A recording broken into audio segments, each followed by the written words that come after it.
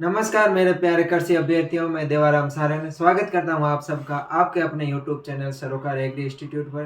तो साथियों, सरोकार एग्री इंस्टीट्यूट विजय बैच लेके आया है और विजय बैच के तहत फिफ्थ सेमेस्टर के जितने भी पेपर सॉल्यूशन है वो आपको फ्री ऑफ कॉस्ट है यहाँ पर उपलब्ध करवाए जाएंगे। यूट्यूब चैनल पर है, आपको सारे के सारे क्वेश्चन पेपर है वो सॉल्व करवाए जाएंगे।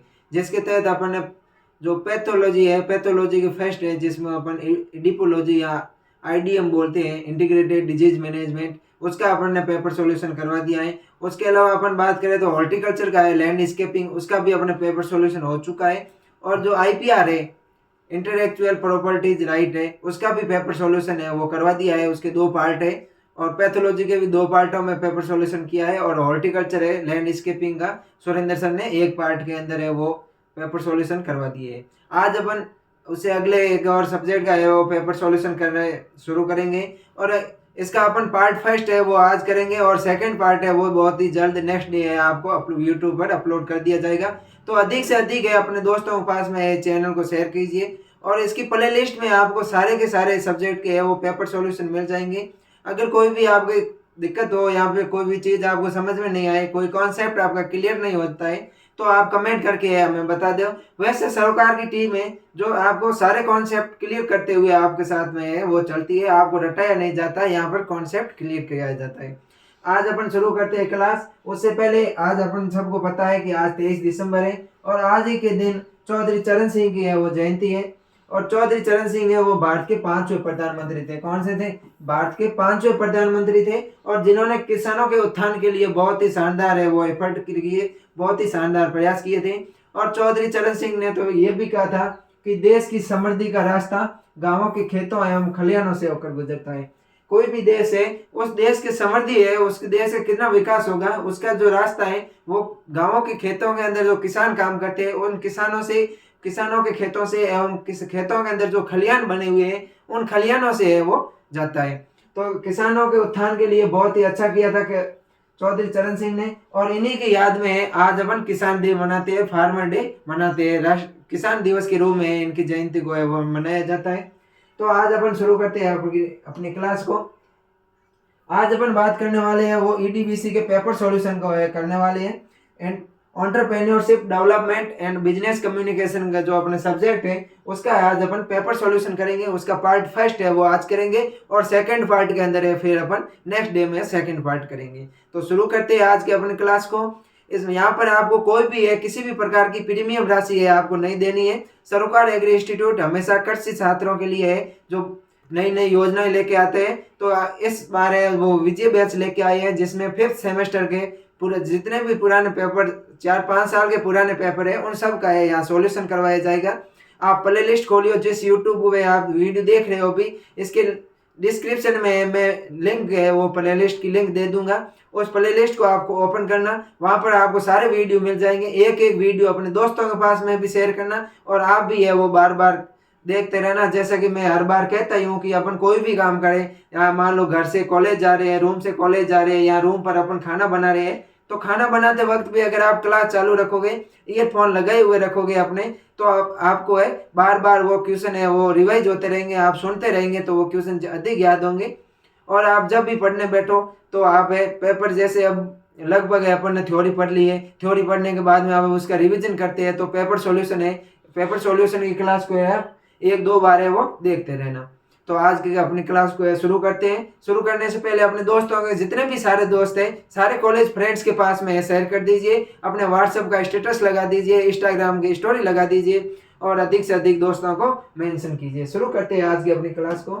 तो स्टूडेंट्स आज अपना क्लास है, इसमें जो पहला क्वेश्चन है अपना वो तीसरा क्वेश्चन है और इसमें है डेफिनेशन। और मैं एक चीज आपको और बता दूं कि सरोकार एग्री इंस्टीट्यूट है इस बार जितने भी न्यू टाइप क्वेश्चन हुए हैं, जो पिछले 4-5 साल के न्यू टाइप के पेपर थे वो सब है वो लिख लिए है और उसका भी है सॉल्यूशन आपको जल्द ही करवाया जाएगा।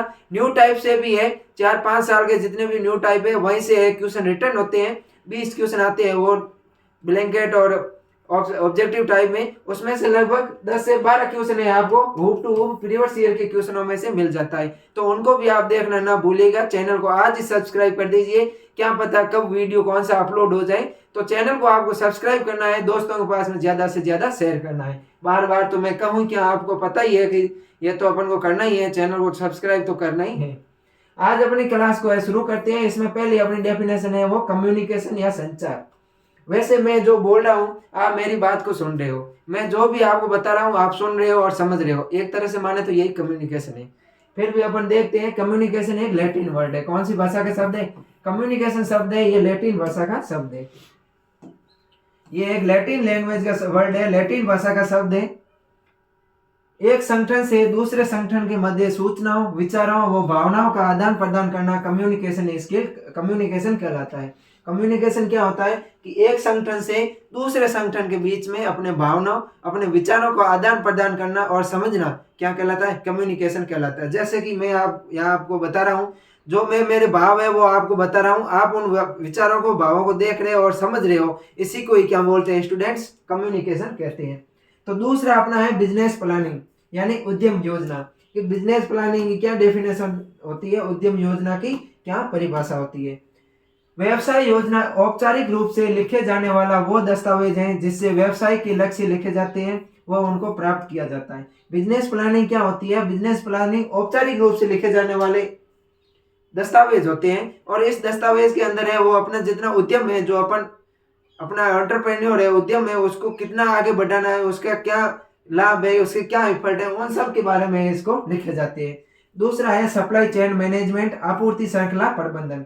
सप्लाई चेन मैनेजमेंट स्टूडेंट्स, अगर अपन बात करें सप्लाई चेन मैनेजमेंट की, तो ये वस्तुओं व सेवाओं की योग को पूरा करने की प्रक्रिया को संदर्भित करना है।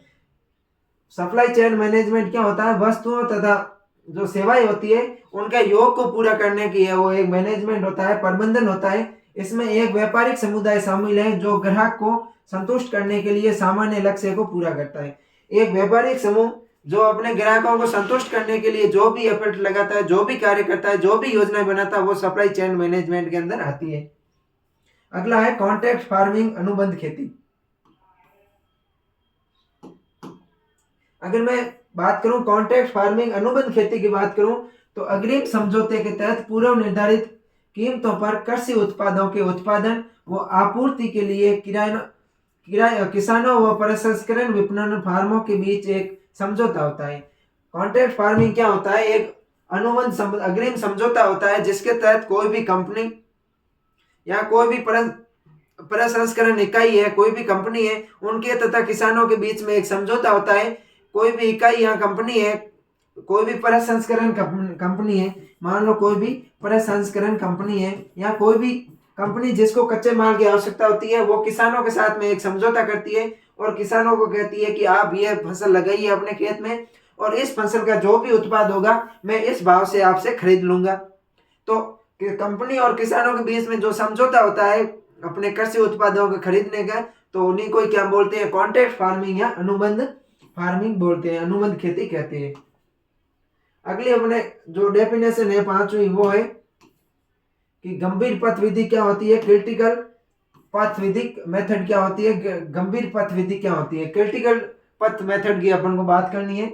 यह एक प्रोजेक्ट प्रबंधन की तकनीक है। जो क्रिटिकल पथ मेथड है ये क्या है? प्रोजेक्ट प्रबंधन की तकनीक है। स्टूडेंट्स, क्या है? प्रोजेक्ट प्रबंधन की तकनीक है। प्रोजेक्ट प्रबंधन, कोई भी अपनी प्रोजेक्ट होता है, कोई भी अपनी योजना होती है, उस योजना के प्रबंधन की क्या है? एक टेक्निक है जिसका उपयोग प्रोजेक्ट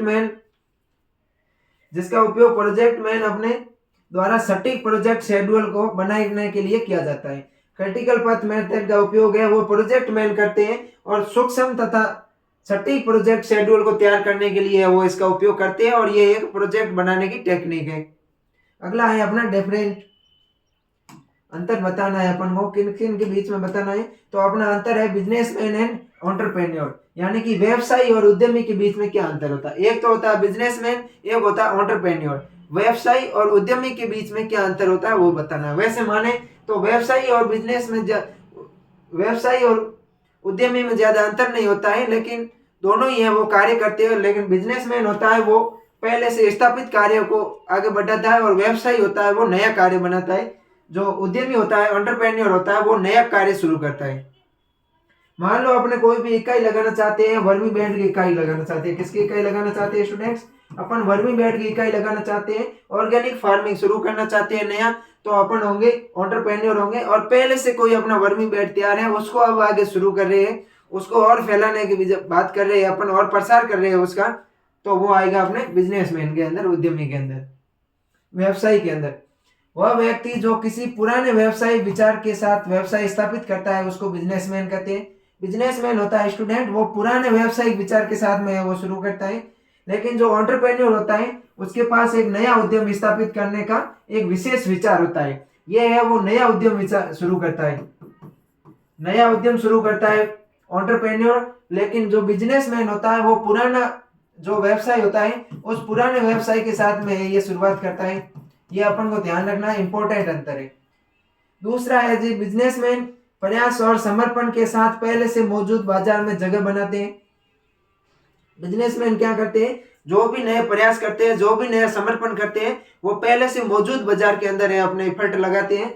जबकि जो उद्यमी होता है एंटरप्रेन्योर होता है, ये अपने व्यवसायिक विचारों के लिए एक बाजार बनाते हैं, ये है खुद की बाजार बनाते हैं, यानी कि खुद का नया शुरुआत करते हैं। जो भी अपना एंटरप्रेन्योर है, उद्यम है, वो नया शुरू करते हैं, लेकिन उनके पास पहले से स्थापित बाजार के अंदर है वो बिजनेस करना होता है। बिजनेसमैन गणनात्मक होते हैं और जो उद्यमी होते हैं एंटरप्रेन्योर होते हैं ये अंतर्ज्ञानी होते हैं। क्या होते हैं, यह भी अपन को ध्यान रखना है कि बिजनेसमैन होते हैं ये गणनात्मक होते हैं, लेकिन जो एंटरप्रेन्योर होते हैं ये अंतर्ज्ञानी होते हैं। अगला है कि बिजनेसमैन में विफलता का जोखिम कम होता है, जबकि एंटरप्रेन्योर में विफलता का जोखिम अधिक होता है। बिजनेसमैन होते हैं, बिजनेसमैन को विफल होने का या जो अपने हानि का घाटे का जो जोखिम होता है वो कम होता है, लेकिन जो एंटरप्रेन्योर होता है इसको विफल होने की रिस्क है वो अधिक होती है। अगला है बिजनेसमैन होता है जो व्यवसाय को चलाने के लिए पारंपरिक तरीकों का उपयोग करते हैं। जो बिजनेसमैन होते हैं वो अपने व्यवसाय को चलाने के लिए ट्रेडिशनल मेथड का उपयोग करते हैं। किसका मेथड उपयोग करते हैं, ये अपने ट्रेडिशनल मेथड का उपयोग करते हैं। लेकिन जो एंटरप्रेन्योर होते हैं ये व्यवसाय को चलाने के लिए अपरंपरागत तरीकों का उपयोग करते हैं, नॉन ट्रेडिशनल मेथड्स का वो उपयोग करते हैं। अगला है कि जो बिजनेसमैन है वो ध्यान लाभ की ओर अधिक केंद्रित होता है। बिजनेसमैन का ध्यान होता है वो लाभ की ओर अधिक होता है, बेनिफिट है वो अधिक से अधिक देखते हैं। जबकि अब जो एंटरप्रेन्योर होते हैं ये अपने ध्यान को लाभ की ओर ना देखकर अपने जो एंटरप्रेन्योर होता है व्यवसाय उद्यम होता है उसको अधिक फैलाने की ओर ध्यान है वो देते हैं। अगला है कि ये अल्पकालिक लक्ष्य निर्धारित करते हैं, लेकिन एंटरप्रेन्योर है ये दीर्घकालिक लक्ष्य निर्धारित करते हैं, वो दूरदर्शी सोचते हैं। जो बिजनेसमैन होते हैं ये अपना अल्पकालिक लक्ष्य का निर्धारण करते हैं, जबकि एंटरप्रेन्योर होते हैं ये दीर्घकालिक लक्ष्यों का वो निर्धारण करते हैं। अगला डिफरेंट है एंटरप्रेन्योरशिप एंड मैनेजर के बीच में, उद्यमिता एवं प्रबंधक के बीच में बताना अंतर। क्या बताना है अपन को अंतर, उद्यमिता एवं प्रबंधन के बीच में है वो अंतर बताना है। एंटरप्रेन्योरशिप एंड मैनेजर के बीच में अपन को अंतर बताना है स्टूडेंट्स। ये बिजनेस स्टार्टअप पर ध्यान केंद्रित करते हैं। जो एंटरप्रेन्योरशिप होते हैं, उद्यमिता होती है, ये बिजनेस को स्टार्टअप करने पर ध्यान केंद्रित करते हैं। बिजनेस को स्टार्ट करने की एक योजना होती है, एक क्रिया होती है या प्रक्रिया बोल सकते हैं अपन। बिजनेस को स्टार्ट करने की क्या होती है स्टूडेंट्स, प्रक्रिया होती है। जबकि मैनेजर होता है ये बिजनेस के में चल रहे कार्यों पर ध्यान केंद्रित करता है। जो भी बिजनेस के अंदर कार्य चल रहे हैं उनकी देख रेख करते हैं, उनका ध्यान रखने वाले के लिए मैनेजर होता है। जबकि कोई भी नया बिजनेस शुरू करने के लिए जो भी प्रक्रिया होती है, प्रोसेस होती है, वो उद्यमिता कहलाती है। ये कंपनी के मालिक होते हैं। जो भी एंटरप्रेन्योर होते हैं कंपनी के मालिक होते हैं, जबकि प्रबंधक होते हैं ये कंपनी के कर्मचारी होते हैं। ये क्या होते हैं, कंपनी के कर्मचारी होते हैं।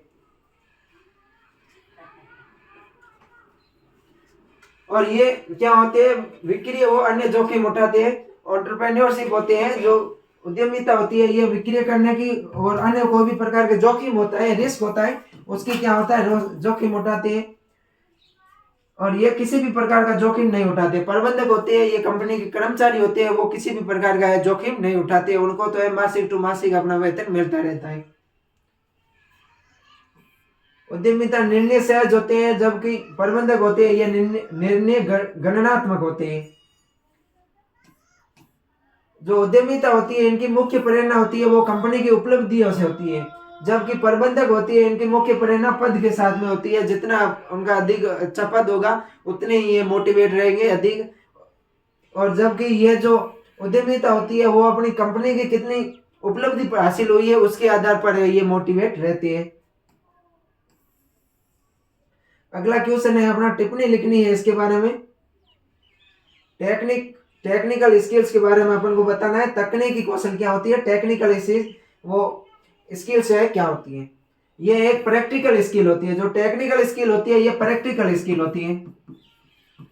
प्रैक्टिकल स्किल होती है जिसमें सूचना प्रौद्योगिकी वो गणितीय गणना और वैज्ञानिक कार्य सम्मिलित होते हैं। टेक्निकल स्किल की अपन बात करें, तकनीकी कौशल की बात करें तो ये एक प्रैक्टिकल स्किल होती है और इस टेक्निकल स्किल के अंदर सूचना प्रौद्योगिकी तथा गणितीय गणना होती है, कंप्यूटर संबंधी ज्ञान और जो भी गणितीय मेथड्स होती है, गणितीय जितनी भी गणना होती है वो सब होती है। उसके अलावा है इसमें वैज्ञानिक कार्य भी सम्मिलित होती है। कुछ स्थानों पर प्रोग्रामिंग लैंग्वेज, कंप्यूटर की जो भाषा होती है, programming language, design programs and mechanical equipment, जो इक्विपमेंट होते हैं, जो भी मैकेनिकल यंत्र होते हैं को भी टेक्निकल स्किल में शामिल किया है। कुछ स्थानों पर किस किस को टेक्निकल, ये तो टेक्निकल स्किल के अंदर आती है, जो कि प्रौद्योगिकी हो गई, सूचना प्रौद्योगिकी हो गई, कंप्यूटर संबंधी कोई भी ज्ञान हो गया, गणितीय गणना हो गई। उसके अलावा कुछ जो वैज्ञानिक है कार्य, ये तीनों तो मुख्य रूप से सम्मिलित रहते हैं। लेकिन कुछ स्थानों पर है टेक्निकल स्किल के अंदर है जो प्रोग्रामिंग लैंग्वेज को भी ऐड कर रखा है, मैकेनिकल इक्विपमेंट को भी ऐड कर रखा है, जो भी यांत्रिकी यंत्र होते हैं, मशीनी यंत्र होते हैं उनको, उसके साथ में डिजाइन प्रोग्राम को टेक्निकल स्किल में शामिल करते हैं। टेक्निकल स्किल के लिए आमतौर पर कुछ उपकरणों के लिए आवश्यक तकनीकों की भी आवश्यकता होती है। अब अपन को है some example of technical skill. Technical skill के कुछ उदाहरण है अपन को दिए हुए हैं, जैसे डाटा एनालिसिस, कोई भी आंकड़े हैं उन आंकड़ों का अपन को विश्लेषण करना है, आंकड़ों का एनालिसिस करना है, तो वो टेक्निकल स्किल्स के अंदर आएंगे। उसके बाद में वेब डेवलपमेंट, कोई भी अपन को वेबसाइट बनानी है, उस वेबसाइट का डेवलपमेंट करना है, वो भी टेक्निकल स्किल्स के अंदर आएगा। Computer programming language, financial management, जितना भी अपना फाइनेंशियल मैनेजमेंट होता है वो टेक्निकल स्किल के अंदर आता है। Book keeping, UX design, graphic design और राइटिंग, ये सभी है टेक्निकल स्किल्स के गुण है। अगला अपना क्वेश्चन है उद्यमी की गुण बताने अपन को। कैरेक्टरिस्टिक्स ऑफ एंटरप्रेन्योर, जो उद्यमी होते हैं उस उद्यमी की क्या क्या गुण होने चाहिए, एक उद्यमी के अंदर, एक सफल उद्यमी के अंदर क्या क्या गुण होने चाहिए, उन गुणों के बारे में अपन को बताना है।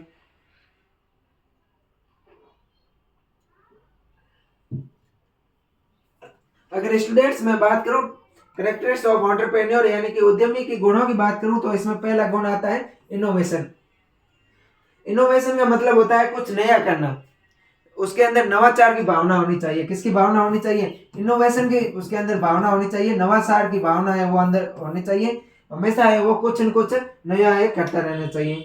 किसी औद्योगिक उपक्रम में जब नए विचारों, दृष्टिकोणों, अवधारणाओं, विधियों व तकनीकों को श्रेष्ठ कार्य निष्पादन के लिए अपनाना, वो आता है इनोवेशन। क्या होता है, किसी भी औद्योगिक उपक्रम में जब नए विचारों, दृष्टिकोणों, अवधारणाओं, विधियों व तकनीकों को श्रेष्ठ कार्य निष्पादन के लिए हमेशा अपनाते रहना, उसके अंदर नवाचार की भावना बनी रहती है।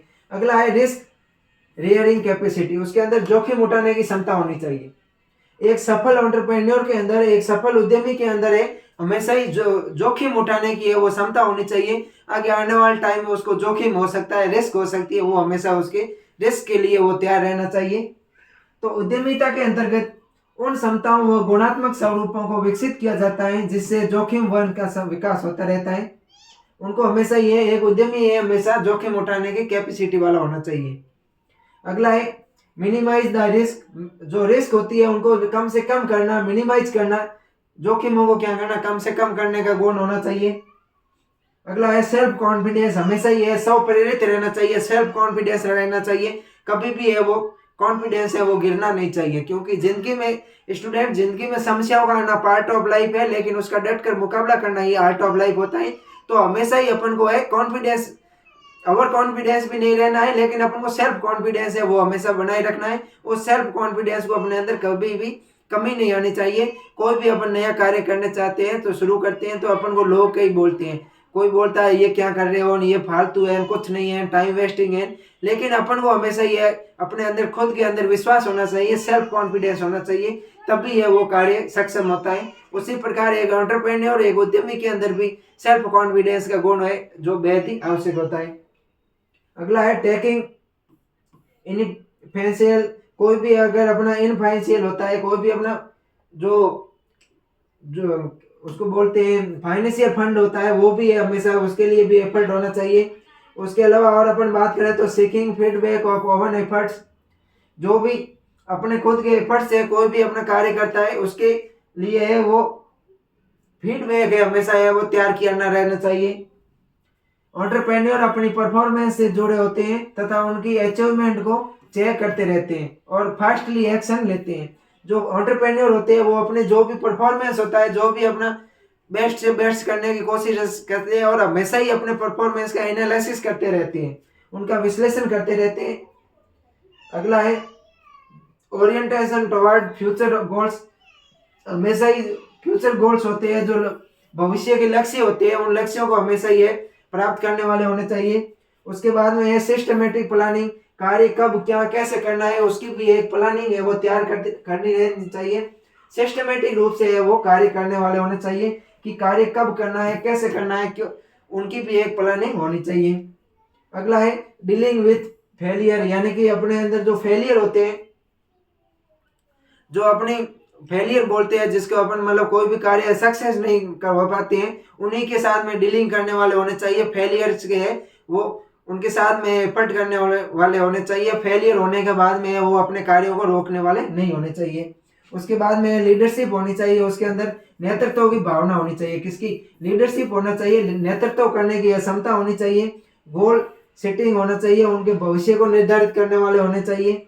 यूज ऑफ रिसोर्सेस, यानी कि अपने जो भी स्रोत है, स्रोत का अधिक से अधिक उपयोग करने वाले होने चाहिए। रिसोर्सेस का अधिक से अधिक उपयोग करने वाले होने चाहिए, इनका ये गुण होता है। अगला है क्रिएटिविटी। हमेशा है कुछ न कुछ नया करने की है वो अंदर क्षमता होनी चाहिए। कुछ नया करना या कुछ क्रिएटिविटी है करने की है कैपेसिटी होनी चाहिए। अगला है मैस्लो का अभिप्रेरणा सिद्धांत। ये है छठा क्वेश्चन है, 5वें के अपन ने दोनों पढ़ लिए। उसमें अपन ने इसमें तो है एक एंटरप्रेन्योर के क्या क्या गुण होने चाहिए उनके बारे में अपन ने बात की थी। और अब है अपना छठा क्वेश्चन है मैस्लो का अभिप्रेरणा सिद्धांत, यानी कि मैस्लो का जो मोटिवेशनल थ्योरी है, वो मोटिवेशनल थ्योरी क्या है? Maslow theory. मैस्लो थ्योरी है सन 1956 के अंदर, 1956 के अंदर मैस्लो द्वारा दी गई है। मैस्लो थ्योरी किसके द्वारा दी गई? 1956 के अंदर, 1956 के अंदर मैस्लो नामक वैज्ञानिक के द्वारा दी गई है, इसलिए इसको अपन मैस्लो थ्योरी के नाम से जानते हैं।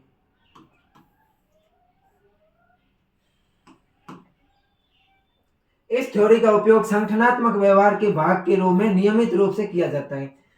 जो मैस्लो थ्योरी होती है, मैस्लो थ्योरी का उपयोग संगठनात्मक रूप से, संगठनात्मक व्यवहार के भाव के रूप से किया जाता है।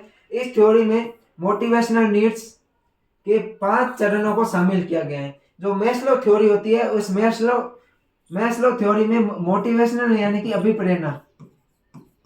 अभिप्रेरणा के 5 चरणों को है वो शामिल किया गया है। यह चरण बुनियादी जरूरतों से शुरू होकर उच्च स्तर तक चले जाते हैं। जो मैस्लो ने 5 चरण दिए थे, ये 5 चरण बुनियादी जरूरतों से शुरू होते हैं, यानी कि आधारभूत जरूरतों से शुरू होते हैं और अपने उच्च सीमा तक है, उच्च स्तर तक है, ये चले जाते हैं। इन चरणों को मैस्लो द्वारा थ्योरी के में पिरामिड के रूप में वो बताया गया था। अगला है स्टेप ऑफ मैस्लो थ्योरी, यानी कि मैस्लो थ्योरी है, उस मैस्लो थ्योरी के कौन कौन से स्टेप है, मैस्लो थ्योरी के चरणों के बारे में अपन को बताना है। अपन ने पीछे पढ़ा था कि इसके कितने चरण है? 5 चरण होते हैं। तो इसमें पहला चरण होता है शारीरिक आवश्यक, यानी कि फिजियोलॉजिकल नीड। शारीरिक आवश्यक क्या है उसकी भी अपन को ध्यान रखना है। दूसरा है सुरक्षा की आवश्यकता, शारीरिक आवश्यकता। दूसरा है सुरक्षा की आवश्यकता, सेफ्टी नीड। ये दो तो है बेसिक, फिजिकल और सेफ्टी। अगर अपन बात करें फिजियोलॉजिकल नीड और सेफ्टी नीड की बात करें तो ये होती है बेसिक नीड, होती है आधारभूत आवश्यक होती है। क्या होती है? आधारभूत आवश्यकता होती है। तीसरा है वो है व्यापार व संबंधों की आवश्यकता। किसका? व्यापार और संबंधों की आवश्यकता। आत्मसम्मान की आवश्यकता। और ये होती है वो होती है साइकोलॉजिकल नीड। क्या होती है? साइकोलॉजिकल नीड होती है, मानसिक आवश्यकता होती है, मानसिक मोटिवेशनल होता है। उसके बाद में अगला है आत्म सम्मोहन। आत्म आत्मबोधन यानी कि सेल्फ फुलफिलमेंट होता है। जो आत्मबोधन होता है सेल्फ फुलफिलमेंट होता है, यह सेल्फ फुलफिलमेंट नीड होती है। अगला है उद्यम के प्रकार, टाइप्स ऑफ एंटरप्रेन्योर। उद्यम के प्रकार, अगर अपन उद्यम के प्रकार की बात करें, टाइप्स ऑफ एंटरप्रेन्योर की बात करें,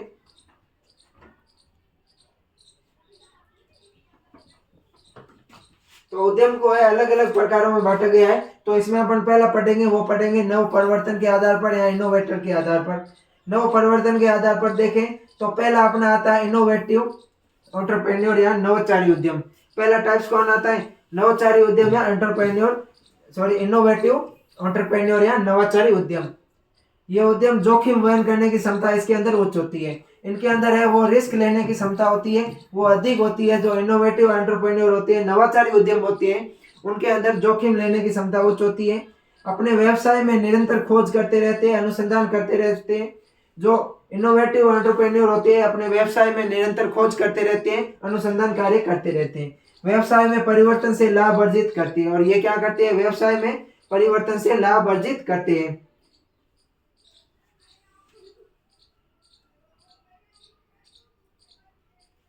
जैसे इनके एग्जाम्पल की बात करें, पहला अपन पढ़ रहे हैं नव परिवर्तन के आधार पर। इसमें अपन ने पहला पढ़ा था इनोवेटिव एंटरप्रेन्योर, नवाचारी उद्यम। इनके एग्जाम्पल है new technology development, new project, कोई भी बनाने वाला होता है न्यू प्रोजेक्टर होता है, नया उत्पाद बनाने वाला होता है वो। अब अपन पढ़ेंगे दूसरा है इनटेटिंग एंटरप्रेन्योर यानी कि नकल करने वाले उद्यमी। दूसरा क्या होता है? इनटेटिंग एंटरप्रेन्योर, नकल करने वाले उद्यमी। स्वयं अनुसंधान व धन खर्च नहीं करते। ये उद्यमी होते हैं वो स्वयं अनुसंधान कार्य नहीं करते हैं, स्वयं वो धन खर्च नहीं करते हैं, सफल उद्यमी द्वारा किए गए परिवर्तनों को अपनाते हैं। जो इनोवेटिव या नकल करने वाले उद्यमी होते हैं, ये सफल उद्यमी द्वारा किए गए परिवर्तनों को अपनाते हैं। इनके अंदर निर्णय लेने व जोखिम वहन करने की क्षमता क्या होती है? शून्य होती है। यानी कि ये अपने खुद के द्वारा स्वयं में वो निर्णय नहीं ले सकती है, और जोखिम वहन करने की क्षमता होती है वो बिल्कुल ही शून्य होती है, कम होती है इनके अंदर। अगला होता है तीसरा है वो है फेबियन एंटरप्रेन्योर यानी कि अवसर की प्रतिक्रिया करने वाले उद्यमी। ये क्या करते हैं? इनको कोई भी अवसर मिलता है तो अवसर के ये प्रतिक्रिया करते रहते हैं, बदलाव अपनाने में सतर्क रहते हैं, निर्णय लेने व अनुसंधान पर धन खर्च करने की क्षमता इनके अंदर भी नहीं होती है। और जो चौथे एंटरप्रेन्योर होता है वो होता है ड्रोन एंटरप्रेन्योर। कौन से होते हैं? ड्रोन एंटरप्रेन्योर यानी कि मुक्त खोर होते हैं। ये परंपरागत विचारधारा वाले उद्यमी होते हैं, ट्रेडिशनल विचारधारा वाले ये उद्यमी होते हैं। इनका उद्देश्य होता है व्यवसाय को चलते रहना चाहिए, धीमे धीमे अपना व्यवसाय चलता रहता है, अपना टाइम पास हो जाता है और अपनी मजदूरी है वो मिल जाती है। इनका ये होते हैं परंपरागत रूप से चलाने वाले होते हैं, और व्यवसाय को इनके अंदर नवाचार करने की क्षमता होती है वो बिल्कुल ही शून्य होती है। व्यवसाय वो लागत दर में परिवर्तन नहीं करते हैं ये। तो यह तो हो गया अपने इनोवेटर के आधार पर, नवाचार के आधार पर 4 प्रकार के अपने एंटरप्रेन्योर पढ़ लिए। अब अपन पढ़ रहे हैं विकास की अवस्थाओं के आधार पर। किसके आधार पर पढ़ रहे हैं? विकास की अवस्थाओं के आधार पर एंटरप्रेन्योर के प्रकार। तो स्टूडेंट्स विकास की अवस्थाओं के आधार पर अगर अपन एंटरप्रेन्योर की बात करें तो इसमें पहला आता है प्राइम मूवर टाइप यानी कि मुख्य प्रस्तावक। कौन से आते हैं? प्राइम मूवर टाइप आते हैं, मुख्य प्रस्तावक एंटरप्रेन्योर आते हैं। ये विकास की प्रक्रिया वो कार्य प्रणाली को ढंग से गतिमान बनाते हैं। क्या करते हैं? विकास की प्रक्रिया तथा उसकी कार्य प्रणाली को है वो ढंग से गतिमान बनाते हैं तथा व्यवसाय के विकास पर जोर देते हैं। यह जो होते हैं मुख्य प्रस्तावक एंटरप्रेन्योर होते हैं, ये हमेशा ही व्यवसाय के विकास पर है वो जोर देते हैं। दूसरा है मैनेजर टाइप या प्रबंधन करने वाला। यह प्रबंधन करता है व्यवसाय का और उसके ऊपर क्या करता है? नियंत्रण करता है, और इनके द्वारा सफल संचालन करता है। एंटरप्राइज के विकास के प्रति नीतियां नहीं अपनाते। ये क्या करते हैं? एंटरप्राइज होता है जो अपना उद्यम होता है, उद्यम के विकास के लिए ये नई नीतियां नहीं अपनाते हैं। फिर है minor innovator. Minor innovator type होते हैं, ये अल्प मात्रा में इनोवेटर का कार्य करते हैं, कुछ बिल्कुल ही कम मात्रा में वो नवाचार की भावना इनके अंदर होती है, नवाचार कुछ करते हैं, आर्थिक विकास को गति प्रदान करते हैं।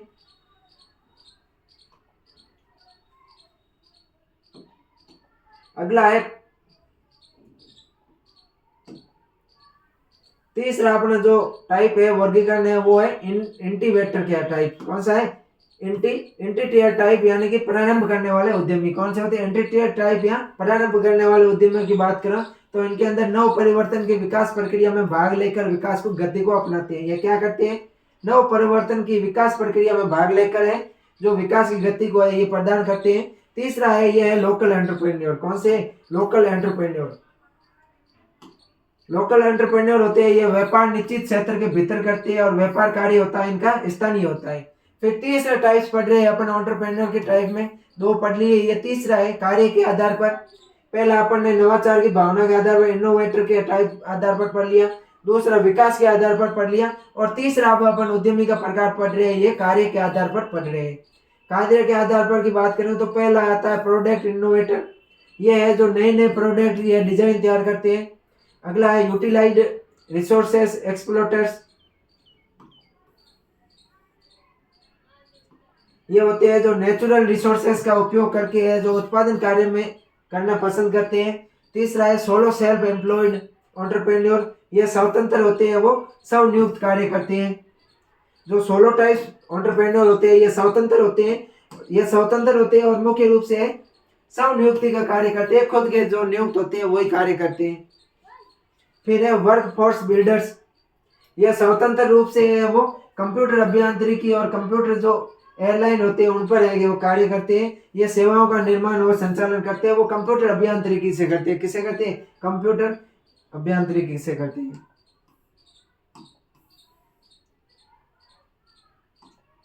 अगला है वो है टेक आर एंटरप्रेन्योर, यानी कि वस्तु निर्माण नहीं करते हैं तथा छोटे छोटे फार्मों का अधिग्रहण कर उसका संचालन करते हैं। जो टेक आर एंटरप्रेन्योर होते हैं ये वस्तुओं का निर्माण नहीं करते हैं और छोटे छोटे फार्मों पर है वो अधिकार करते हैं और उन फार्मों का है ये संचालन करते हैं। सामाजिक, अगला अपना चौथा टाइप से वो है सामाजिक लाभ के आधार पर। किसके आधार पर? सामाजिक लाभ के आधार पर एंटरप्रेन्योर के प्रकार। अगर अपन सामाजिक लाभ के आधार पर बात करें तो सामाजिक लाभ के आधार पर दो प्रकार के होता है। एक तो होता है एक्सप्लोटेटिव एंटरप्रेन्योर, ये हमेशा शोषक होते हैं। इनका कार्य होता है अधिक से अधिक धन कमाना, अधिक से अधिक पूंजी एकत्रित करना। जो एक्सप्लोटिव एंटरप्रेन्योर होते हैं ये अधिक से अधिक धन कमाते हैं, ये शोषक होते हैं। कैसे होते हैं? शोषक होती है। इनका कार्य काम होता है, इनकी सोच होती है अधिक से अधिक पूंजी को अर्जित करना। अगला होता है मॉडल एंटरप्रेन्योर। मॉडल एंटरप्रेन्योर होते हैं ये स्वयं वो समाज दोनों के लिए है वो कार्य करते हैं, दोनों के हित में है कार्य करते हैं। तो ये अपने हो गए एंटरप्रेन्योर के प्रकार। मुख्य रूप से अपने 4 प्रकार के एंटरप्रेन्योर पढ़ रही है। ये बहुत ही इंपॉर्टेंट क्वेश्चन है, इनको ध्यान में रखना। क्वेश्चन आने के बहुत अधिक से अधिक चांस बनते हैं, इनकी प्रबल संभावना है क्वेश्चनों के वापस रिपीट होने की इस क्वेश्चन की। अगला है अपने कृषि उद्यमिता विकास को बताना है। एग्री एंटरप्रेन्योरशिप डेवलपमेंट को बताना है। किसको बताना है? Agri entrepreneurship development. Agripreneurship development है, कृषि उद्यमिता है। एग्रीप्रेन्योरशिप डेवलपमेंट के बारे में अपन को बताना है। Agripreneurship is the process of adopting new methods, process and technique in agriculture for better concept and economic area. जो एग्रीप्रेन्योरशिप डेवलपमेंट होती है इसके अंदर उन विधियों या उन प्रोसेस शामिल होते हैं जो कृषि के अंदर है, जो कृषि उद्यम के अंदर नया से नया नए विचार अभियुक्त कर नए विचार को लाकर है जो नए व्यवसाय शुरू करते हैं उनसे है वो अधिक से अधिक है वो धन कमाना होता है। इनकी अगर अपन आवश्यकता की बात करें, नीड की बात करें,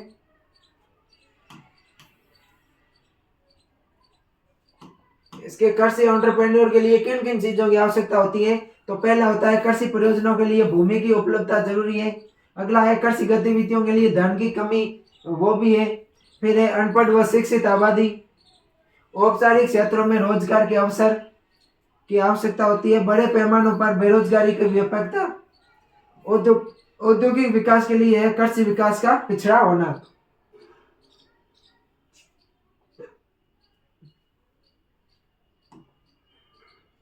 अगला क्वेश्चन है कि कम्युनिकेशन क्या है, संचार क्या है। ये दोबारा आ गया, संचार क्या है? संचार प्रक्रिया एवं संचार के प्रकारों का विस्तार से वर्णन कीजिए। इसमें अपन को बताना है कम्युनिकेशन क्या है। कम्युनिकेशन के प्रोसेस क्या है और कम्युनिकेशन के टाइप्स कितने प्रकार के होते हैं उनका अपन को बताना है। कम्युनिकेशन क्या होता है, तो मैंने पहले ही आपको बताया था कि एक संगठन से दूसरे संगठन के मध्य सूचनाएं, विचार और भावनाओं का आदान प्रदान अपन जिस माध्यम से करते हैं उसको कम्युनिकेशन कहते हैं। एक संगठन से दूसरे संगठन के मध्य सूचनाओं, विचारों और भावनाओं का आदान प्रदान करना क्या कहलाता है, कम्युनिकेशन कहलाता है। और जिस माध्यम से अपन करते हैं भावनाओं का अपन आदान प्रदान, उसको अपन मीडिया बोलते हैं। तो है टाइप्स ऑफ कम्युनिकेशन, यानी कम्युनिकेशन के प्रकार। कम्युनिकेशन दो प्रकार के होता है। कितने प्रकार का होता है कम्युनिकेशन है, वो दो प्रकार का होता है। एक होता है शाब्दिक माध्यम और दूसरा होता है अशाब्दिक माध्यम। शाब्दिक माध्यम की बात करूं तो शाब्दिक माध्यम में ये दो प्रकार का होता है। एक तो होता है मौखिक कम्युनिकेशन, दो प्रकार का होता है, शाब्दिक माध्यम, अशाब्दिक माध्यम। शाब्दिक माध्यम में बात करूं तो ये दो प्रकार का होता है। एक तो होता है मौखिक और दूसरा होता है लिखित। फिर मैं बात करूं अशाब्दिक माध्यम की, तो ये 5 प्रकार का होता है। कितने प्रकार का होता है अशाब्दिक माध्यम में? 5 प्रकार का होता है। पहला है लैंग्वेज या भाषा, दूसरा है दृश्य संकेत, तीसरा है सर्वे संकेत, चौथा है देह भाषा और पांचवा है पार्श्व भाषा।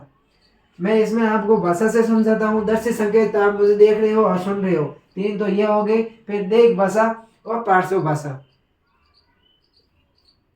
अब अपन बात करते हैं प्रोसेस ऑफ कम्युनिकेशन या कम्युनिकेशन की प्रक्रिया की बात करें अपन, तो इसमें पहला आता है आइडिया, विचार। मेरे अंदर कोई भी विचार आया कि मुझे ये विचार आपको बताना है, ये हो गया। फिर दूसरा होता है कम्युनिकेटर या सप्रेषण, मैंने आपको विचार देने वाला होता है, सप्रेषण करता है या संदेश देने वाला व्यक्ति होता है। जैसे मेरे अंदर जो विचार, पहले तो मेरे अंदर विचार आए, फिर मैं अपने विचारों को आपके तक पहुंचाना चाहता हूं, तो मैं सप्रेषण कहलाता है। फिर जिस माध्यम से मैं पहुंचाऊंगा उसको माध्यम या चैनल कहते हैं। माध्यम, सप्रेषण तथा जो प्राप्त करता होता है उसके बीच का क्या होता है, सेतु का है, वो काम करता है। जैसे आप अब मेरे विचारों को प्राप्त करने वाले हो और मैं विचार देने वाला हूँ, तो अपने बीच में जो माध्यम है, एक जो सोशल प्लेटफॉर्म है, वो है क्या, माध्यम या क्या कहलाता है, चैनल है के रूप में कहलाता है। फिर होता है संदेश, में जो अपना संदेश दूंगा वो हो गया। फिर हो गया उसका संकेत या संकेत वाचन या संकेतीकरण। संदेश लक्षित स्थान पर पहुंचने के बाद उनका संकेत वाचन किया जाता है। जैसे मैं आपको जो भी आइडिया, विचार, संदेश आप तक पहुंचाना चाहता हूं, तो आपके पास पहुंचने के बाद में आप उसका वाचन करोगे। संप्रेषक अपने भाव विचारों को संप्रेषित करने के लिए भाषा संहिता का उपयोग करता है, जिसे संकेतीकरण कहते हैं। पृथक, उसके बाद में पृथक या जो रिसीवर्स होते हैं आप हो, और फिर पृथक विश्लेषण है, आप इनका है जो एनालिसिस करोगे। फिर होता है प्रतिपुष्टि या फीडबैक। तो जो मैं आपको मेरे विचार या जो मेरा आइडियाज है ये आपको चैनल के माध्यम से आप तक पहुंचाता हूं, फिर आप उनका एनालिसिस करोगे। एनालिसिस करने के बाद में आप इनका क्या दोगे, फीडबैक दोगे। हालांकि आप फीडबैक देते नहीं हो, आप कमेंट करके ये बताते नहीं हो कि क्लास कैसी लगी, इस क्लास में क्या कमी रह गई, इसको और भी कैसे बेहतर बनाया जा सकता है। ऐसा फीडबैक आज तक आपने वो कभी नहीं दिया है। तो मैं आपसे आशा करता हूं कि आप भी जो समय समय पर है वो अपने विचारों को है, अपने जो फीडबैक है, इसको कमेंट के माध्यम से आप हम तक पहुंचाने की कृपा करोगे। इसमें प्रेषक, फिर संदेश, संदेश के भाव, फिर प्राप्तकर्ता, प्राप्तकर्ता के बाद में निहित भाव को समझता है, फिर वो वापस संदेश बनाता है वो, और संदेश को फीडबैक के रूप में वो वापस प्रेषकता का भेज देता है। तो ये हो गई कम्युनिकेशन स्किल्स की, कम्युनिकेशन की प्रोसेस। अगला अपना क्वेश्चन है कि प्रोजेक्ट क्या होता है, परियोजना क्या होती है।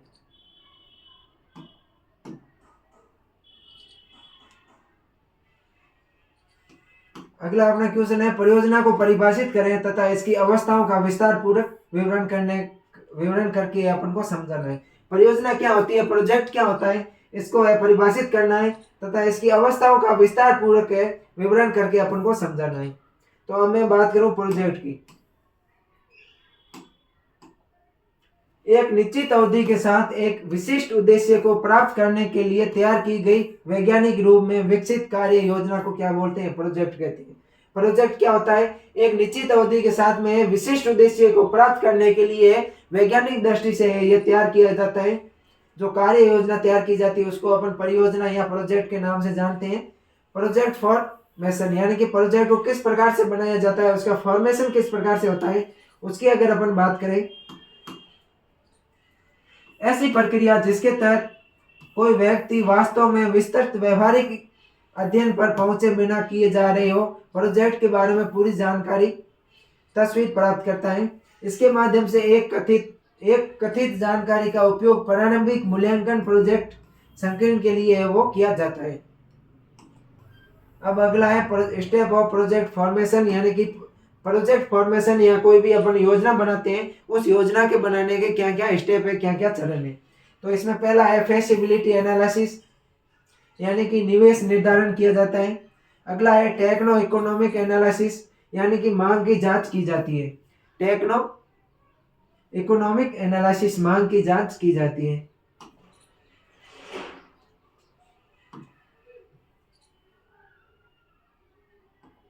अगला चरण है project design and network analysis, लागत का पता लगाया जाता है इसमें। फिर इनपुट एनालिसिस यानी कि आवश्यक संसाधनों का इसमें विश्लेषण किया जाता है।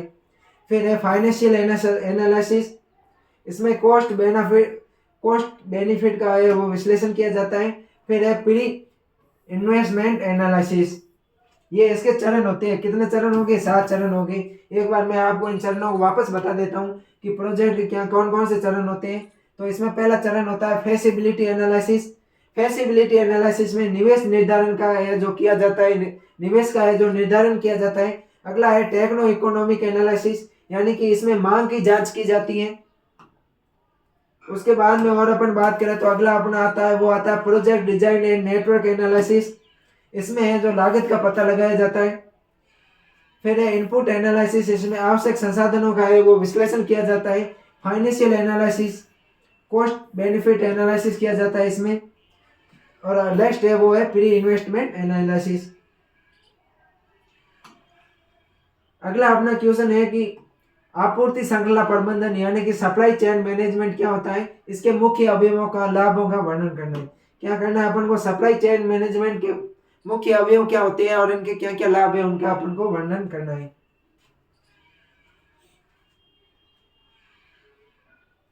सप्लाई चेन एससीएम कॉन्सेप्ट है जो सप्लाई चेन मैनेजमेंट है। इसमें एक आपूर्ति श्रृंखला ये ग्राहक को अनुरोध को पूरा करने के लिए प्रत्यक्ष व अप्रत्यक्ष रूप से सभी पक्ष शामिल होते हैं। सप्लाई चेन के अंदर यह एक आपूर्ति श्रृंखला होती है और इसके अंदर है अपने ग्राहक की संतुष्टि को पूरा करने के लिए प्रत्यक्ष और अप्रत्यक्ष रूप से सभी पक्ष होते हैं वो इसमें शामिल होते हैं। इसमें आपूर्तिकर्ता, विनिर्माण, वितरण, खुदरा विक्रेता व ग्राहक शामिल होते हैं। इसके अगर मैं डेफिनेशन की बात करूं तो वस्तुओं व सेवाओं की मांग को बनाने व पूरा करने की प्रक्रियाओं को संदर्भित करता है। जो सप्लाई चेन मैनेजमेंट एससीएम है ये वस्तुओं सेवाओं की मांग को बनाने तथा उसको पूरा करने की प्रक्रियाओं को संदर्भित करता है जो ग्राहकों को संतृप्त करने के सामान्य लक्ष्य को पूरा करता है। उसके बाद में है कंपोनेंट्स ऑफ यानी कि इसके कौन कौन से कंपोनेंट्स है यानी कि क्या क्या इसके संगठन है या फिर इसकी प्रोसेस है उनके बारे में अपन को बताना है। तो 5 कौन इसके हैं वो संगठन है, 5 चरण है। 5 चरण कौन कौन से है? तो पहला इसमें प्लान आता है, कोई भी अपन प्लान बनाते हैं वो। फिर डेवलपमेंट या सर्च आता है। फिर प्रोड्यूस या उत्पाद आता है, उत्पाद। उसके बाद में डिलीवर यानी कि एक पदार्थ जो कोई भी उत्पाद है इसको जिस ग्राहक तक है वो पहुंचाना डिलीवर कहलाता है। फिर रिटर्न आता है, कोई भी ग्राहक को अगर टूटी फूटी चीज मिल जाती है तो फिर ग्राहक से वापस वस्तु को लाना ये होता है। इसके अपन एडवांटेज की बात करें, लाभ की बात करें कि क्या क्या लाभ होते हैं एससीएम की, तो इसमें पहला है कि बेहतर ग्राहक संबंध विकसित करना होता है। दूसरा है उत्पादकता व व्यवसायिक कार्यों को बेहतर बनाया जाता है। प्रत्यक्ष व अप्रत्यक्ष लागत को कम करते हैं। परिवहन एवं भंडारण में उत्पाद के नुकसान को है वो कम करते हैं। उत्पाद की सुरक्षा व गुणवत्ता का नियंत्रण रहता है। ये इसके एडवांटेज होते हैं एससीएम के। एससीएम के जो 5 बेसिक कॉन्सेप्ट थे, 5 बेसिक कंपोनेंट्स ऑफ या प्रोसेस एससीएम के। इसमें पहला है प्लान यानी कि सप्लाई चेन मैनेजमेंट में ये पहला चरण होता है वो प्लान होता है। कोई भी अपन योजना बनाते हैं वो होता है।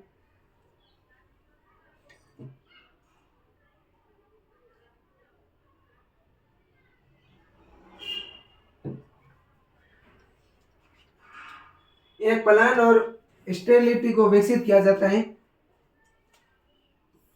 इसमें ये हमें ये पता लगाने की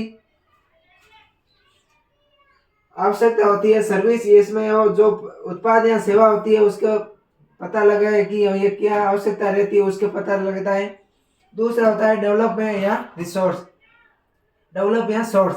ये एससीएम का अगला चरण है। इसमें केवल कच्चे माल की विश्वसनीयता या आपूर्तिकर्ता की पहचान की जाती है, विश्वसनीय आपूर्तिकर्ता की पहचान की जाती है, बल्कि शिपिंग, डिलीवरी और पेमेंट की योजना भी बनाई जाती है। फिर है प्रोड्यूस या उत्पाद, प्रोडक्ट। तीसरे चरण में उत्पाद का एनालिसिस, टेस्ट, पैकेज और डिलीवरी के लिए स्टेबिलिटी का निर्धारण है वो किया जाता है। फिर आता है डिलीवर। इस चरण में कंज्यूमर के ऑर्डर को प्राप्त होते हैं और उस तक माल की है वो डिलीवरी की जाती है। फिर आता है रिटर्न। रिटर्न की अगर मैं बात करूं तो ये एससीएम का है वो अंतिम चरण है, रिटर्न है। पहला चरण है वो प्लान है। इसमें चरण के नाम से ही पता चलता है कि इसमें ग्राहक दोषपूर्ण उत्पादों को है वो वापस कर देता है, रिटर्न कर देता है। तो अपना ये पेपर सॉल्यूशन है, ईडीबीसी का पेपर सॉल्यूशन हो गया। अब ये है दूसरा 2021-22 का पेपर सॉल्यूशन। कौन सा है? 2021-22 का पेपर सॉल्यूशन है। और इसमें जो पहली डेफिनेशन है वो है एंटरप्रेन्योरशिप या उद्यमिता। किसी व्यापार को शुरू करने के लिए पूंजी लगाना, समय व धन के लिए साथ जोखिम उठाकर उस व्यापार को सफल बनाना ही एंटरप्रेन्योरशिप कहलाता है। एंटरप्रेन्योरशिप एक व्यवसाय को शुरू करने की प्रक्रिया है।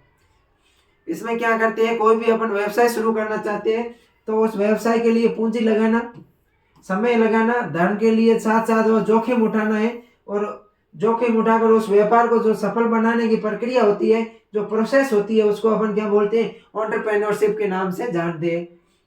अगला है अपना समस्या समाधान, प्रॉब्लम सॉल्विंग। अगली डेफिनेशन क्या है? अगली डेफिनेशन है प्रॉब्लम सॉल्विंग या समस्या समाधान। किसी भी समस्या को समझकर उस समस्या की पहचान के परिणाम के आधार पर है उसका समाधान करना।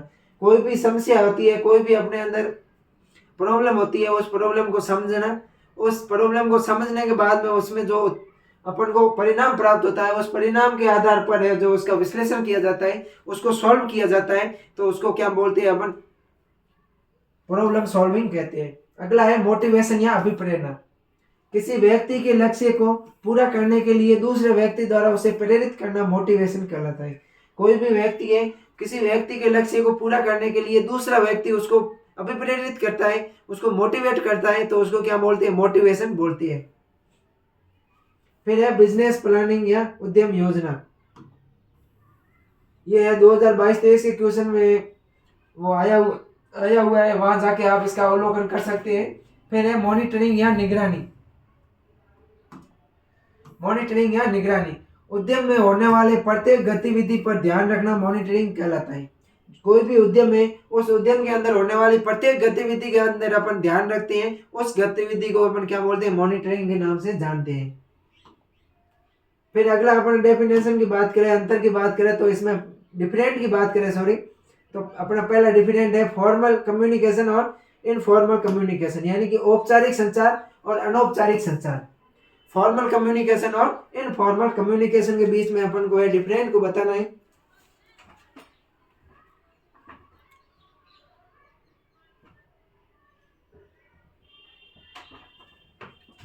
अगर मैं बात करूं फॉर्मल कम्युनिकेशन की, तो ये सूचना नियंत्रण की एक उचित श्रृंखला का पालन करता है। जो फॉर्मल कम्युनिकेशन होता है, यह सूचना नियंत्रण की एक उचित जो गाइड होती है, उचित सूचना नियंत्रण की उचित श्रृंखला होती है, जो उचित चेन होती है, वो चेन का है वो पालन करता है। जबकि इनफॉर्मल कम्युनिकेशन है, यह सूचना नियंत्रण की सभी दिशाओं में यह स्वतंत्र रूप से यह चलता है। यह अधिक विश्वसनीय होता है। जो फॉर्मल कम्युनिकेशन है यह अधिक विश्वसनीय होता है, जबकि इनफॉर्मल है कम्युनिकेशन ये कम विश्वसनीय होता है। संचार करने के समय लगता है। फॉर्मल कम्युनिकेशन में है संचार के में क्या लगता है? समय लगता है, जबकि इसमें विभिन्न चैनलों से प्रवाहित होने के कारण बहुत ही कम समय लगता है। इनफॉर्मल में इसमें उचित दस्तावेज शामिल होते हैं, इसमें कोई किसी प्रकार का है वो दस्तावेज शामिल नहीं होता है। फॉर्मल में उचित दस्तावेज है शामिल होते हैं, जबकि इनफॉर्मल कम्युनिकेशन में किसी भी प्रकार के कोई भी प्रकार का दस्तावेज कार्य नहीं करता है। फॉर्मल कम्युनिकेशन संगठनात्मक उद्देश्यों के लिए एक मकसद होता है। फॉर्मल कम्युनिकेशन होता है वो संगठनात्मक उद्देश्यों के लिए मकसद होता है, जबकि इनफॉर्मल में कोई भी प्रकार का मकसद नहीं होता है।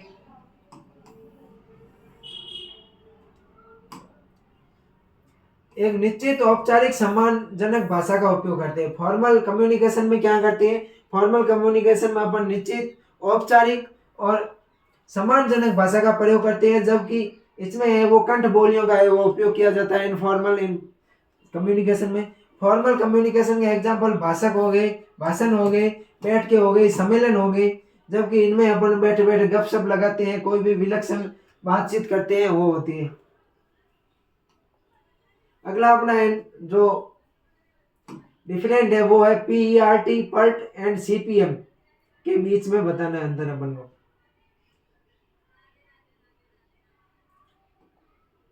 PERT एंड CPM के बीच में अपन को अंतर बनाना है। PERT होता है प्रोजेक्ट इवैल्यूएशन रिव्यू टेक्निक। क्या होता है, project evaluation and review technique होता है, जबकि CPM होता है वो क्रिटिकल पैथ मेथड होता है। ये एक लोकतांत्रिक परियोजना प्रबंधन तकनीक है। जो PERT है ये लोकतांत्रिक परियोजना प्रबंधन तकनीकी है, जबकि CPM एक सांख्यिकी एल्गोरिथम है। क्या है, सांख्यिकी एल्गोरिथम है। ये तब लागू होता है जब PERT तब लागू होता है जब किसी परियोजना को पूरा करने के लिए आवश्यक समय निश्चित नहीं होता है।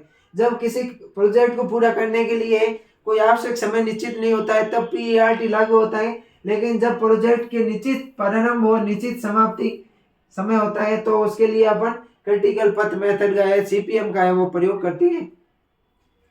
PERT एक समावेय मॉडल है। क्या है, समावेय मॉडल।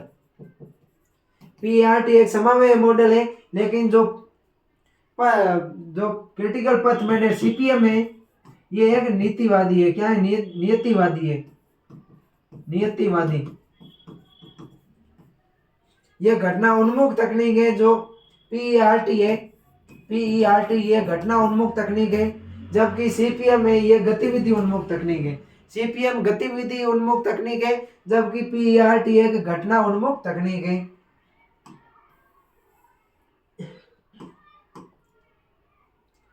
PERT मुख्य उद्देश्य परियोजना को पूरा करने के लिए आवश्यक समय को कम करना होता है, जबकि CPM का मुख्य उद्देश्य होता है लागत व समय के माध्यम को संतुलन बनाए रखना। सॉरी।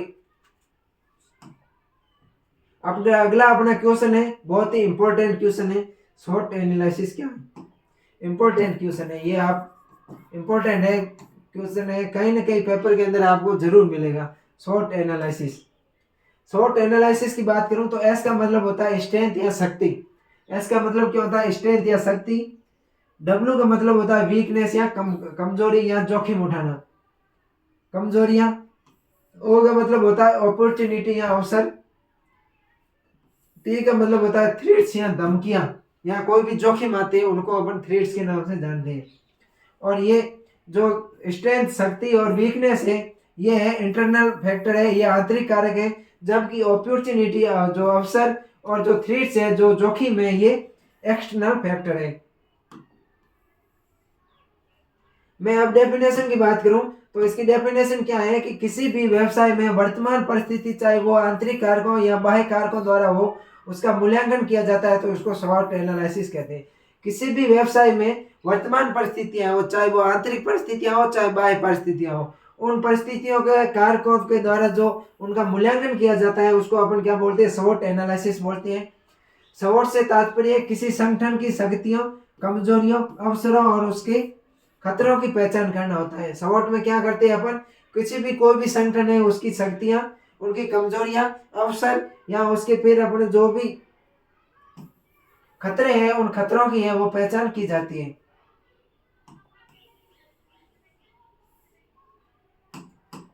स्वॉट एनालिसिस उपकरण है, इसमें जो भविष्य की है योजना बनाने का कार्य किया जाता है। इंटरनल फैक्टर की मैं बात करूं तो इंटरनल फैक्टर है तो इसमें एक स्ट्रेंथ है, जैसे स्ट्रेंथ की बात करें अपन शक्ति की बात करें तो एबिलिटी ऑफ ऑर्गेनाइजेशन, यानी कि संगठन के निर्माण की योग्यता होनी चाहिए उसके अंदर। उसके बाद में दूसरी है फाइनल रिसोर्सेज, फाइनेंशियल रिसोर्सेज, यानी कि धन की है वो फाइनेंशियल रिसोर्सेज अच्छा होना चाहिए। फिर है प्रोडक्ट एंड सर्विस, सेवा और वस्तु होने चाहिए।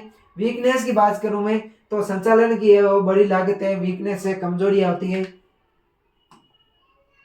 पूंजी की कमी है, ये भी एक वीकनेस होती है। खराब संगठन, कौशल में अपर्याप्त प्रशिक्षण, ये होते हैं वीकनेस। उसके बाद में मैं एक्सटर्नल फैक्टर की बात करूं तो एक्सटर्नल फैक्टर में पहला आता है वो आता है अपॉर्चुनिटी। क्या आता है एक्सटर्नल फैक्टर में? जो पहले आता है वो आता है अपॉर्चुनिटी। अपॉर्चुनिटी के एग्जांपल की बात करें तो बढ़ती जनसंख्या, सरकार की अनुकूल नीतियां, पैसे की उपलब्धता, मांग की आपूर्ति, कम लागत, कम ब्याज पर है वो पैसा प्राप्त होना। और मैं थ्रेट्स की बात करूं, जोखिमों की बात करूं, जोखिमों में जैसे बिजली, पानी, ईंधन की कमी, संसाधनों की कमी, प्राकृतिक आपदाएं, अति अधिक प्रतियोगिता, सरकारी नियमों में परिवर्तन। अगला है ऑब्जेक्ट ऑफ शॉर्ट एनालिसिस, यानी कि उसके क्या क्या उद्देश्य है। तो निर्णय निर्माताओं की मदद करना तथा विचारों की तुलना करना। फिर बात करूं एंटरप्राइज की ताकत व कमजोरी समझने में मदद करता है। अपना कोई भी उद्यम है उसकी ताकत और उसकी कमजोरियों को समझने में ये मदद करता है। रणनीति सोच को बढ़ावा देता है। स्पष्ट उद्देश्य कारकों को समझने के लिए ये जो है अति आवश्यक रहता है। अगला है इंपॉर्टेंस ऑफ शॉर्ट एनालिसिस, यानी कि शॉर्ट एनालिसिस का क्या क्या महत्व है। तो क्षेत्र में मांग जान सकते हैं, किस क्षेत्र में किसकी मांग है उसको जान सकते हैं, और संबंधित क्षेत्र में एंटरप्राइज स्थापित कर सकते हैं, अपना उद्यम है वो स्थापित कर सकते हैं। नई तकनीकी विकास में मदद करता है। नए उत्पाद को विकसित करने तथा मौजूद उत्पाद को है जो बदलने के लिए उसका एनालिसिस किया जा सकता है। अगला है कैरेक्टरिस्टिक्स ऑफ एंटरप्रेन्योर, ये अपन है पिछले क्वेश्चन पेपर में पढ़ चुके हैं, जो उद्यमी होते हैं उसकी क्या क्या विशेषताएं होती है। अगला अपना क्वेश्चन है components of supply chain management. इस सप्लाई चेन मैनेजमेंट को भी अपन ने 22-23 के क्वेश्चन पेपर के अंदर है वो कर चुके हैं। अगला अपना क्वेश्चन है वो है व्यवसायिक नेतृत्व दक्षताएं। बिजनेस लीडरशिप स्किल्स क्या होती है, व्यवसायिक नेतृत्व दक्षताएं क्या होती है, उनके बारे में अपन को बताना है। तो इसमें पहला आता है लीडरशिप या नेतृत्व। नेतृत्व वह प्रक्रिया है जिसके अंतर्गत कोई व्यक्ति दूसरों के विचार, भावना, व्यवहार को प्रभावित करता है तथा दिशा प्रदान करता है और उनका नियंत्रण करता है, उनको नियंत्रित करता है। नेतृत्व क्या होती है? नेतृत्व वो क्रिया होती है जिसके अंतर्गत है वो कोई भी व्यक्ति होता है जो अपने विचारों, दूसरों के विचारों, भावनाओं और व्यवहारों से वो प्रभावित होता है। दूसरों को है अपने विचारों, भावनाओं और व्यवहार से प्रभावित करता है तथा उसको दिशा प्रदान करता है और उन पर है वो नियंत्रण करता है। उसको अपन क्या बोलते हैं? लीडरशिप बोलते हैं। और लीडर की बात करूं मैं तो लीडर यहाँ नेता होता है, वो क्या होता है? नेता एक समूह का संगठित उद्देश्यों की है जो पूर्ति करने वाला व्यक्ति होता है। वो किसी भी समूह है, समूह के जो संगठनात्मक समूह है उसकी संगठित उद्देश्य है उसको पूर्ति करने वाला व्यक्ति क्या होता है? लीडर होता है, नेता होता है। अगला क्वेश्चन है अपना कि व्हाट इज बिजनेस लीडरशिप, यानी कि जो बिजनेस नेतृत्व होता है वो क्या होता है? इसमें कंपनी मैनेजमेंट की क्षमता, चुनौतियों, लक्ष्य प्राप्त करना, निर्णायक कार्यवाही करना, दूसरे लोगों को उच्च स्तर पर प्रदर्शन करने के लिए प्रेरित करना, कंपनी को अधिक से अधिक लाभ पहचानना, श्रमिकों के कार्यों को पूर्ण करने की निगरानी होती है, वो किसमें होती है? बिजनेस लीडरशिप के अंदर होती है। अगला क्वेश्चन है अपना हाउ लीडरशिप वर्क, यानी कि जो नेतृत्व का कार्य है वो किस प्रकार से है वो किया जाता है? ईमानदारी, एकजुटता, विश्वसनीयता और नैतिकता। क्या ईमानदारी, एकजुटता, विश्वसनीयता, नैतिकता का प्रदर्शन करते हैं। किस प्रकार से लीडरशिप कार्य करते हैं? तो लीडरशिप होते हैं वो ईमानदारी से कार्य करते हैं, एकजुटता से कार्य करते हैं, विश्वसनीयता से कार्य करते हैं, नैतिकता का भी है वो प्रदर्शन करते हैं। अगला है स्पष्ट कम्युनिकेशन स्किल, जोखिम उठाने की क्षमता को कमी देकर उनका निवारण करते हैं, कर्मचारियों को चुनौती का सामना करने और उनका आशावान बने रहने के लिए ये प्रेरित करते हैं। नेता कर्मचारियों को चुनौती का सामना करने और आशावान बने रहने के लिए प्रेरित करते हैं। कम्युनिकेट करने की क्षमता अपनी टीम को संभालने की क्षमता होती है, जिम्मेदारियों को संभालने की ये इनके अंदर क्षमता होती है।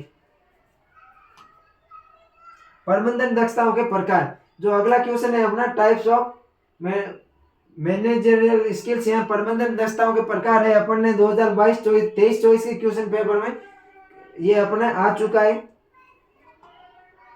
अगला अपना क्वेश्चन है 7वां के डेफिनेशन ऑफ एग्री एंटरप्रेन्योरशिप। तो एग्री एंटरप्रेन्योरशिप के अपन है, ये भी है 2022-23 के क्वेश्चन पेपर में आ चुका है। अगला अपना क्वेश्चन है कि परियोजना को परिभाषित कीजिए और एक अच्छी परियोजना के गुण लिखो तथा परियोजना के निर्माण के चरणों को समझाओ। यह भी अपन ने 2022-23 के क्वेश्चन पेपर में कर लिया है।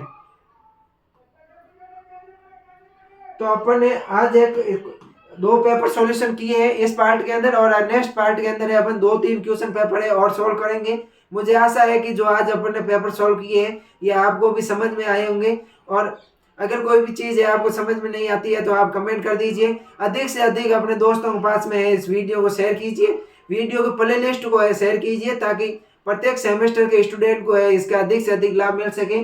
5th सेमेस्टर, 3rd सेमेस्टर और 1st सेमेस्टर के जितने भी पेपर सॉल्यूशन है प्रीवियस ईयर के वो सारे करवाए जाएंगे। उसके अलावा यहाँ पर गैस पेपर है वो भी है, वो तैयार करे जाएंगे। सरोकार एग्री इंस्टीट्यूट है, हमेशा ही कृषि छात्रों के लिए है, वो हरदम है वो तैयार रहने की वाली संस्थान है। तो आप अधिक से अधिक है इस चैनल को है अपने दोस्तों के पास में शेयर कीजिए। आशा करता हूँ कि आप समझ होंगे। तो मिलते हैं नेक्स्ट वीडियो में, तब तक के लिए थैंक यू।